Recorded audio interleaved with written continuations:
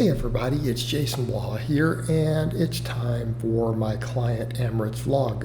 Amrit took months off from coaching. He came back to me a little while ago and said, hey, in a month or so I want to come back. I've gotten out of shape, I've gotten weak. I've been so crazy busy with business. I need you to get me back into shape fast. I'm also doing all my fighting and Thai boxing and stuff in addition to my businesses, and I need to be strong and fit. You always get me strong fast. Please help me out. And he's like, plus I want to vlog. So I told him, well, I'm not doing many vlogs, but you know what? If you really want to vlog, man, we'll vlog it. So he's committed on this one. He ended up doing a whole block of training instead of just month to month because he wanted to make sure he stays committed, and he's like, the vlogs will help me with accountability. So what I'm doing for him, instead of normal conjugate right now, I'm just running him with me prescribing weights and having him doing sets to 1 rep in reserve on the different exercises that I give him. Some of these we do run more than one weight so that he is doing a heavier set and a lighter set depending upon the exercise.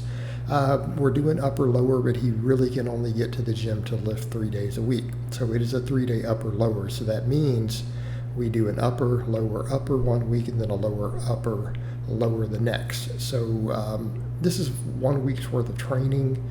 A few of the exercises we obviously didn't get, but to put in perspective what we're doing, the day 1 uppers, we're doing flat bench, doing incline bench.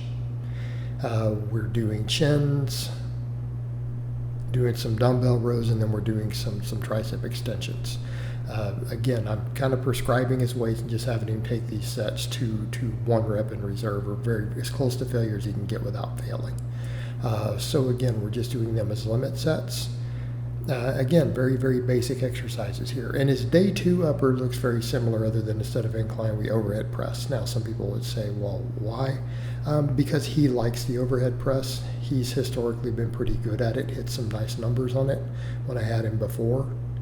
And it's a motivational lift for him. Plus, let's come over to the fact that he does do fighting also. Not competitively, but it is something he works on and he wants to be good at. So some of the movements like that, I like overhead press for fighters. Okay, I think the strict press can be a good addition for them.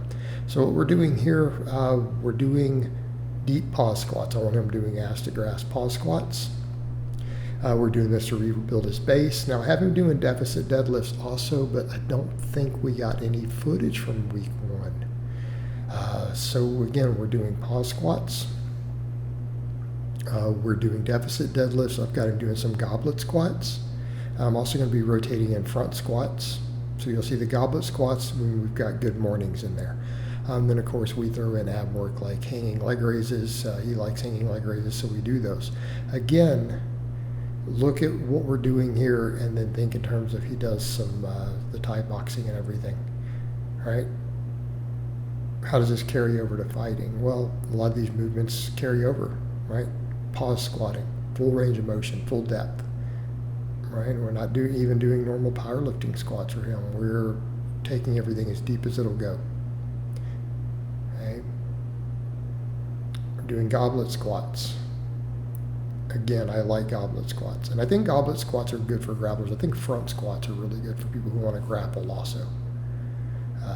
Just an FYI, so I've had that come up too. Guys will say, well, I'm trying to do some fighting. What are some of the lifts that you have your guys do? It's like anything that moves your body through space, anything that makes you grip stuff at awkward angles. So yeah, I do like deadlifts and stuff for that, but I do like the front squats. I do like goblet squats. I do like overhead pressing. The same thing, we start talking about some of this transferring over to the ability to punch, the ability to kick, right? These movements can have carryover.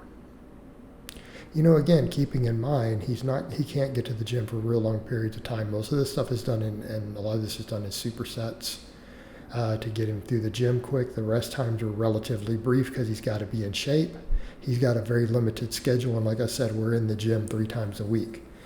His workouts are going to have to be less than an hour, right? So again, we hit it hard.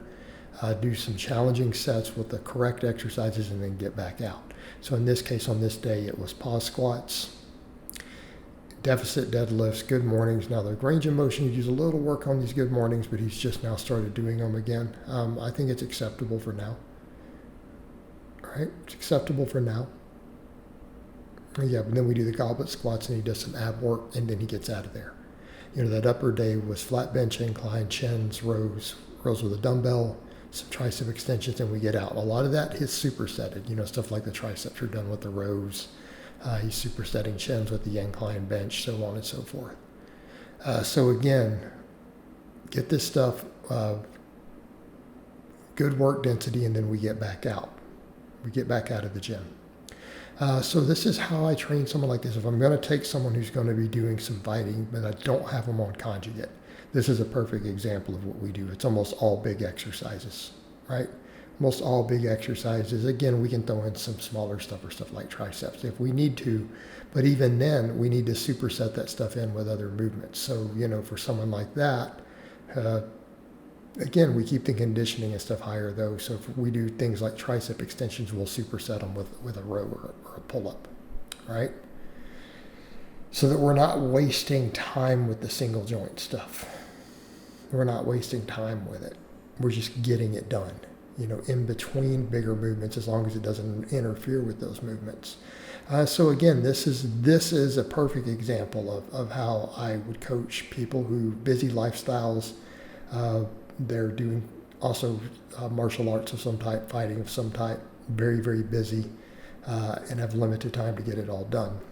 We need it to be super efficient. And in his case, I've had him deadlifting 5 plates before. He's done weighted chins with some pretty heavy weight.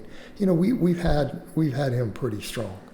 I think we were at a 90 kilo strict press at one time. Okay. And that's pretty much what we do here. Okay, you can see on his other day, we do strict presses instead of the incline. I didn't put all the exercises in from this day because the vlog doesn't need to be too long. And I think that also works, even the vlogs we think in terms of brevity, because it matches the style of his training. So again, we come in and we go really hard with a couple of sets of overhead press after we do the benching, and then I've got him doing chins and stuff in between. All right, come in and hit it hard, and then we get back out. So we end up doing a lot of high quality sets in a short period of time. And if you're supersetting a lot of this stuff and you're taking 2 or 3 minutes tops between your big sets, you're doing other movements in between, again, you'd be shocked what you can do inside of 45 minutes. Okay, it gets your lifters into shape quick. Again, we focus upon the important movements. It's going to get them big, get them strong, get them carryover. And if you're going to do any smaller finesse stuff, you kind of squeeze it in between near the end of supersets. Okay, works very well for someone in this environment because we're not trying to get 100% of everything we can.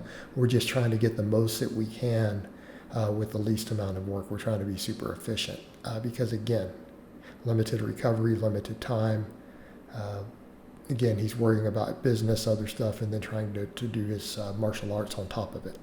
All right, guys, but that's really all I have to say on that today. I hope it's been informative, and I'll talk to you guys next time.